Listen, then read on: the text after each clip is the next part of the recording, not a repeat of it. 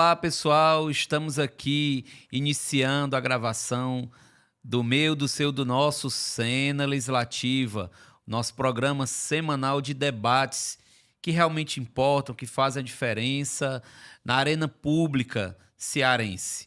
E o nosso tema de hoje é a realidade, os desafios do ensino superior privado no Ceará. E para tratar desse assunto, o nosso convidado é o Vinícius Pereira, que é reitor do Centro Universitário Estácio, aqui do Ceará. Primeiro, quero agradecer ao seu aceite, reitor, por estar aqui com a gente nesse programa e disposto aqui a discutir uma realidade que, com certeza, o senhor já se insere, já mergulha junto com a sua equipe, que é compreender a realidade do ensino superior cearense. Primeiro, eu agradeço o convite, fiquei muito feliz com o convite e a gente poder compartilhar aqui algumas ideias, né? E já de primeiro, pode tirar o senhor, senão você me deixa envergonhado. Pode me chamar de você. Perfeito. Então, vamos lá para as primeiras provocações, né? Com relação ao ensino privado cearense, né? O que é que a gente tem? A gente que acompanha um pouco, a gente sabe que teve aí um desafio que, a meu ver, foi um terremoto para muitas instituições, que foi o período da pandemia, né? E algumas instituições conseguiram se adaptar mais rápido àquela realidade, outras não. Como é que você vê esse cenário pós-pandemia no Ceará? Se você quiser fazer um contexto de como foi, que não sei se você estava aqui no Ceará nesse período, né? Se você enfrentou esse momento, que foi um momento de indefinições, ninguém sabia ao certo o que estava acontecendo. E como é que você está vivenciando esse período? Porque a pandemia acelerou muitos processos, né? De ensino-aprendizagem, de extensão, de gestão. Como é que você vê isso? É engraçado porque antes da pandemia, não só o cenário do estado do Ceará, mas como um cenário do Brasil de uma forma geral, o ensino superior privado, ele sempre teve muitos fomentos do governo federal, com o tema das bolsas do FIES e do ProUni. Isso, sem sombra de dúvida, aumentou o acesso da população ao ensino superior privado, dado que as instituições públicas não conseguiam abarcar toda a demanda, né? Enfim, a partir do momento que os governos tomaram a decisão de regredir, de diminuir esses fomentos, todas as instituições de ensino superior privado tiveram que se adaptar a uma outra realidade. E isso começou mais ou menos ali em 2017, 2018. Concomitante, o ensino digital, que a gente vai conversar muito aqui, né, sobre o tema de tecnologias utilizadas no ensino, o ensino digital ele já era uma realidade dentro de todos os currículos nacionais, dentro de todas as diretrizes que o MEC preconiza. Isso já era uma realidade em todas as instituições. A pandemia foi um momento crucial de acelerar esse processo do investimento tecnológico pelas instituições privadas. Aquelas instituições que naquele momento não podiam receber... Eu estava, quando a pandemia começou, eu me lembro, 17 de março, eu tive que fechar as portas da minha faculdade. Eu nem estava no Ceará, eu estava em outro estado, porque eu era reitor em outro estado do Brasil. E a gente fechou as portas no dia 17. E é engraçado que a gente fecha as portas com um sentimento de que vai passar, mas vai passar rápido, né? Uma coisa de uma semana, alguma coisa de 2 semanas. E aí passa uma semana, passa um mês, passam 6 meses e não volta, né? Pelo contrário, a gente vive aquele ano de 2020 e 2021 de tantas incertezas. O que as instituições tiveram que fazer, né? E eu posso falar particularmente da minha, né? Rapidamente, os meios tecnológicos foram inseridos e adaptados para que as aulas fossem síncronas, ou seja, ao vivo.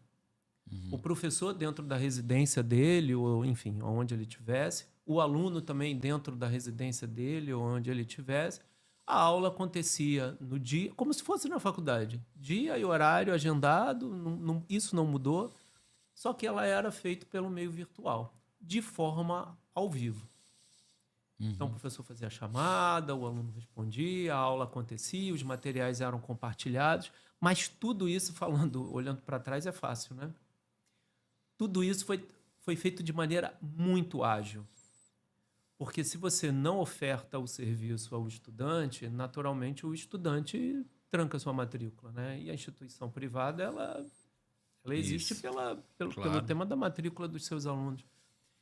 Então, a oferta do serviço rapidamente foi muito importante naquele momento. Então, quem se adequou rapidamente ao tema do digital, né, das tecnologias de internet, utilização de meios de comunicação mais ágeis, para garantir que esse serviço ocorresse. E aí, depois de um tempo, a gente já sabia que não ia voltar tão cedo, né? Aquele um mês que a gente esperava que seria rápido não aconteceu. Então, as instituições que não se prepararam, muitas, infelizmente, sucumbiram, né? Não conseguiram ter seus alunos, os alunos trancaram, transferiram, a inadimplência aumentou. Isso é um cenário dentro das instituições privadas. Hoje, não temos mais esse tema de pandemia ao nosso redor, né? A gente fica preocupado quando escuta alguém e tal, mas não é mais aquela pandemia de antes. O cenário econômico atual versus a oferta, né, de vagas pelas instituições privadas atualmente, eu posso te garantir que hoje o segmento ainda não se reergueu como antes.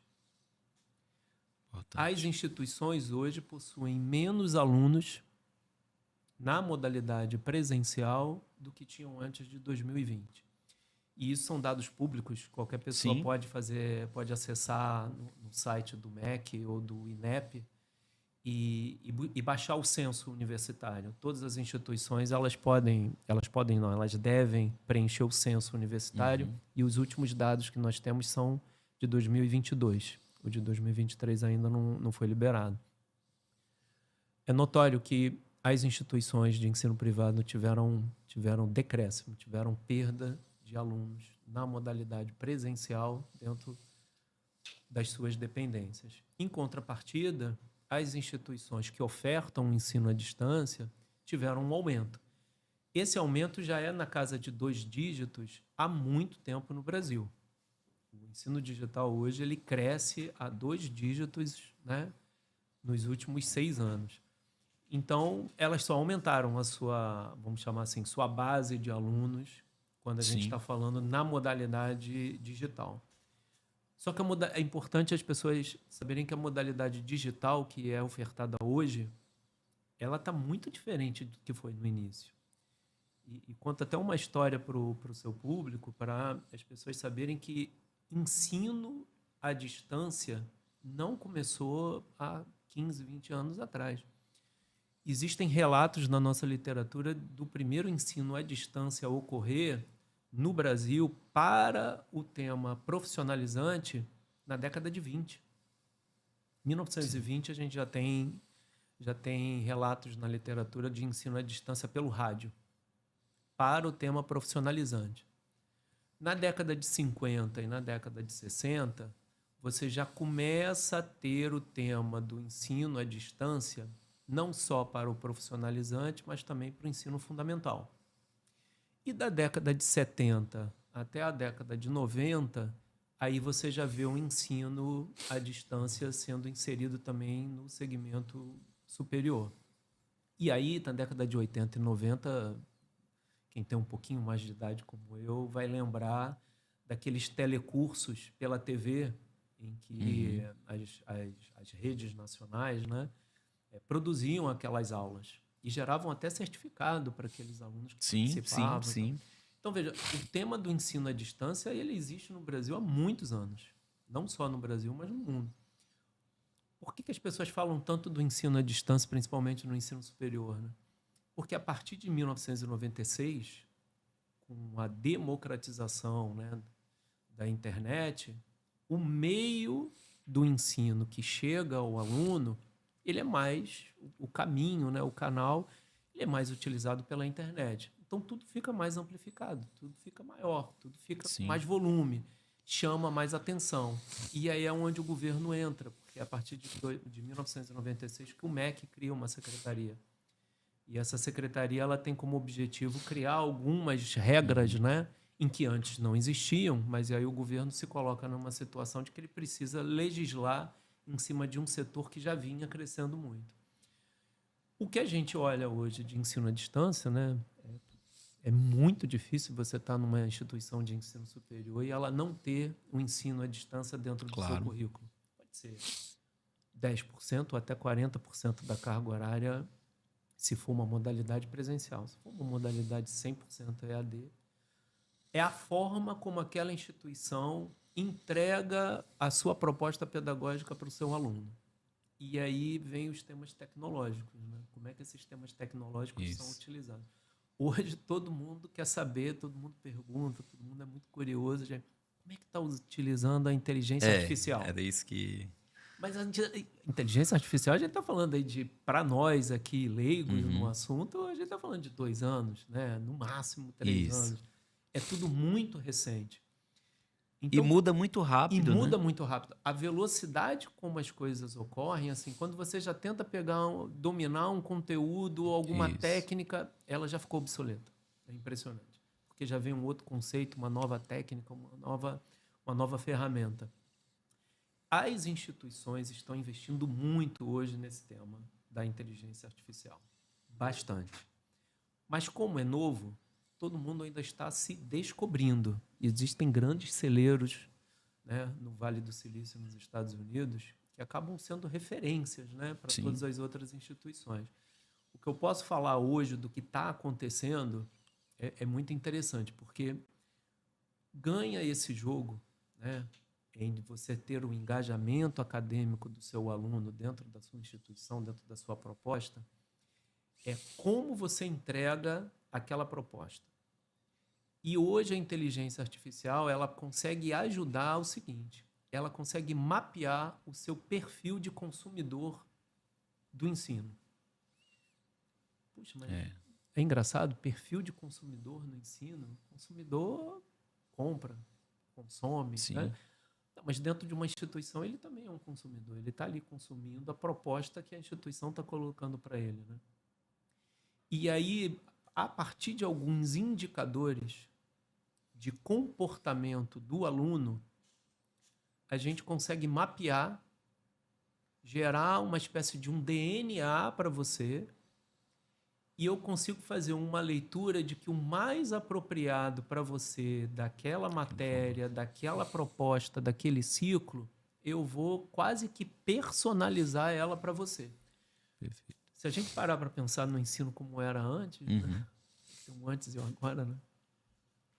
A aula era radical, né? A aula era mesmo, conteúdo para todos, aquele mundo, né, de pessoas dentro de uma sala de aula. Dentro daquela visão do docente na sala de aula, você percebe se alguém precisa de mais ajuda, se o outro anda mais rápido, se o outro precisa de menos ajuda, enfim. Isso é uma leitura muito subjetiva da pessoa, professor. Aí eu vou pegar um gancho, já que você falou de professor, não tem como a gente falar de ensino sem o professor, né? Como é que você vê, a partir da sua experiência, pegando aqui o Ceará especificamente, e a instituição que você dirige, claro, como foco, que você vê a qualificação dos nossos professores? A gente vê cada vez mais os professores, quando a gente pega o censo educacional, número cada vez maior, né, de professores mestres, doutores. Isso impacta de fato na sala de aula? Você vê essa correlação entre professores mais qualificados e aula de qualidade, o feedback, porque o aluno também avalia o professor, né? No final do semestre ele tem a avaliação. Como é que você vê, qual é a sua avaliação hoje do nosso corpo docente que atua especificamente na rede privada de ensino?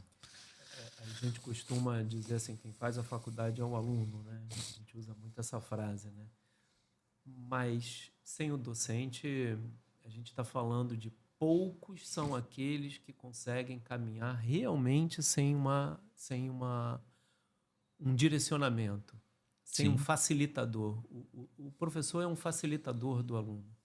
Ele coloca um leque de possibilidades e ele ajuda, ele direciona os caminhos que você vai tomar. É claro que a competência e a capacidade de ir mais ou ir menos, ela está sempre muito em cima da individualidade, né? Isso.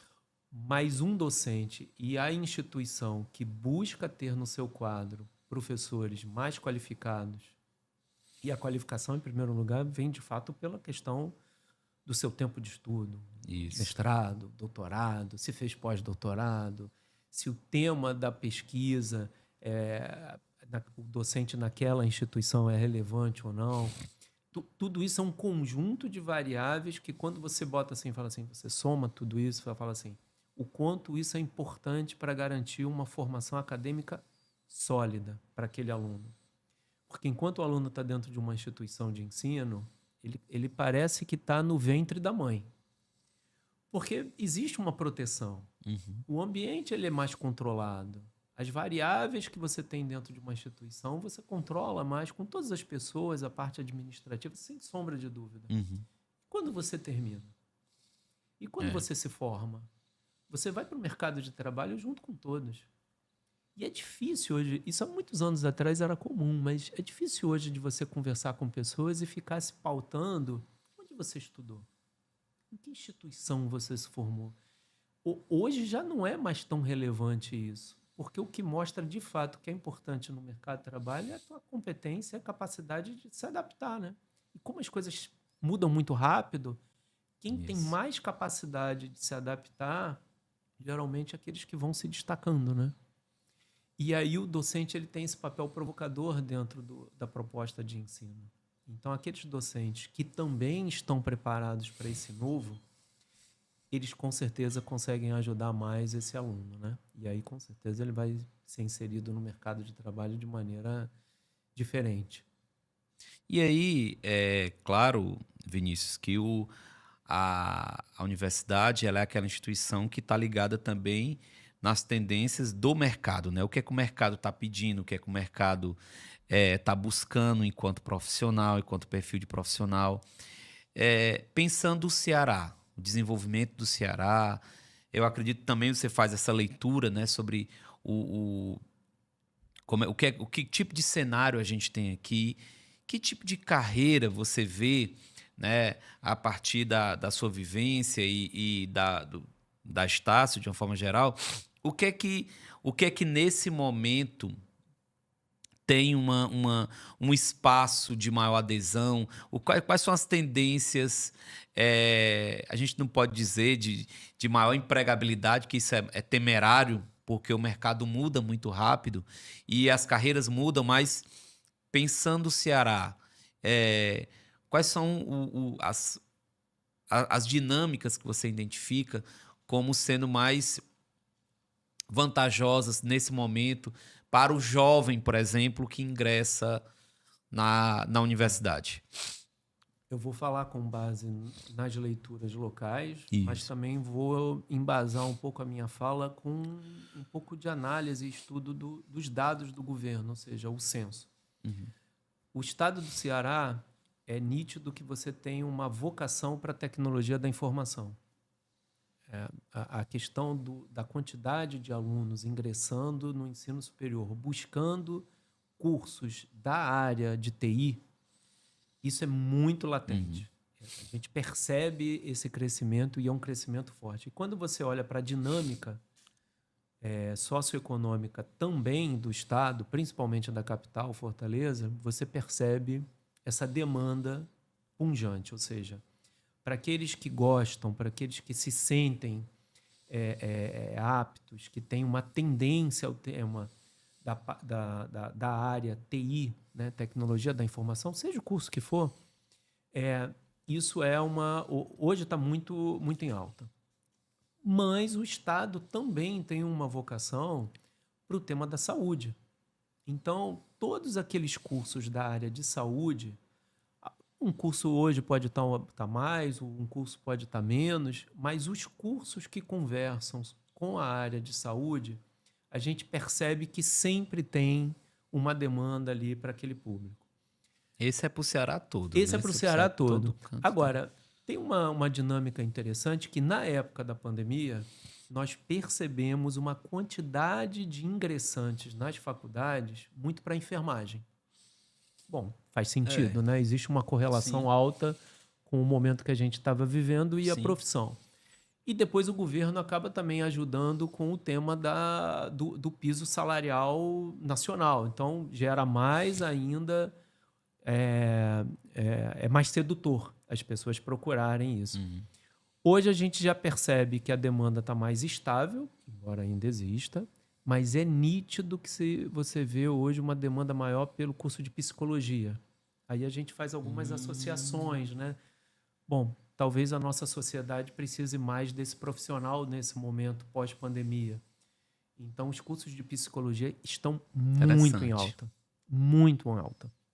Agora, tem cursos que não morrem jamais, né? São as estrelas do tabuleiro. O curso do Direito, ele é o maior curso do Estado, ele é o maior curso da capital e a demanda, ela permanece estável.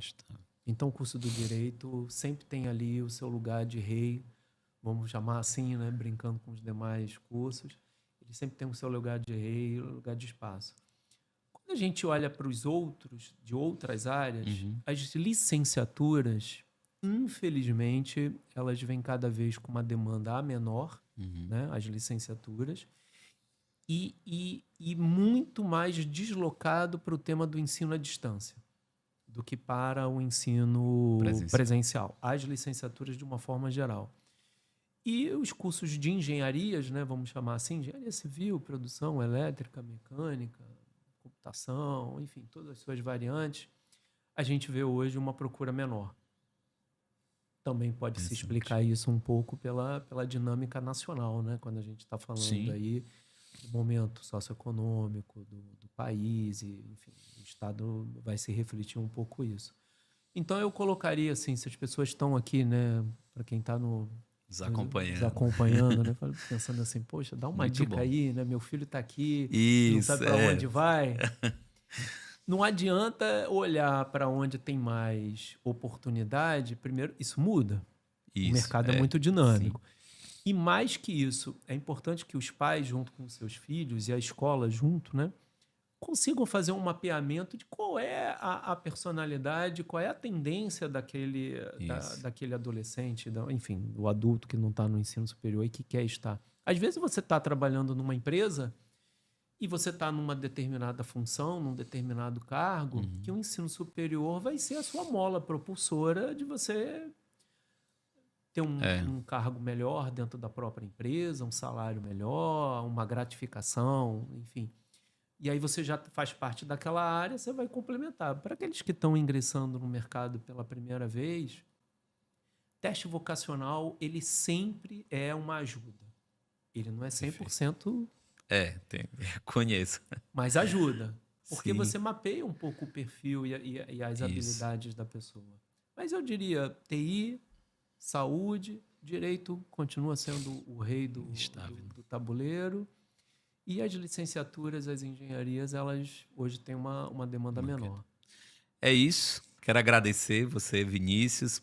Puxa, já acabou, é rápido, o tema é interessante, é instigante, né? A gente tem várias linhas aqui de discussão. Eu acho até que a gente vai retornar a esse debate. Eu acho que tem vários pontos aqui para a gente aprofundar. Mas quero agradecer a sua participação por esse tema, que é uma discussão para a gente compreender o próprio local, situar o Ceará no modelo de desenvolvimento da região Nordeste do país, né?